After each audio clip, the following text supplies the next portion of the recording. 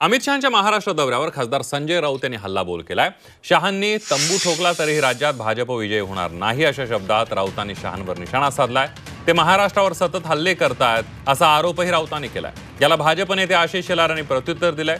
संजय राऊत म्हणजे राज्याच्या संस्कृतीला काळीमा फासणारे नेते अशी टीका आशिष शेलार यांनी केली। राज्यामध्ये कोणत्याही परिस्थितीमध्ये कितीही प्रयत्न केले, अमित शहा यांनी महाराष्ट्रात तंबू ठोकले स्वतःचे औरंगजेबाप्रमाणे, तरी भारतीय जनता पक्ष आणि त्यांचे लोक विजयी होणार नाही। शिवसेना आणि राष्ट्रवादी काँग्रेस फोडून त्यांच्या हातात या राज्याची सत्ता दिली, पण ते सत्ता चालवायला आणि राज्याचा विकास करायला ते अजिबात लायक नव्हते।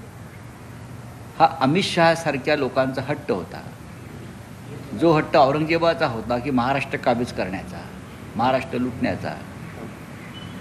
त्याच प्रकारचा हट्ट अमित शहा घेऊन महाराष्ट्रावर सतत हल्ले करत आहेत।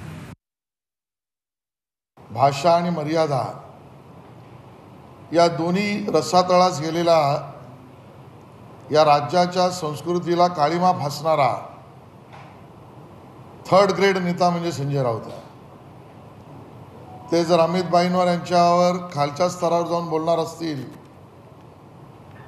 तर त्यांच्याच नातेवाईकांनी असलेल्या एका महिलेने संजय राऊत यांनी केलेल्या अन्यायानंतर त्यांच्याबद्दल उल्लेख केलेले शब्द सार्वजनिकरित्या आम्हाला मांडावे लागतील।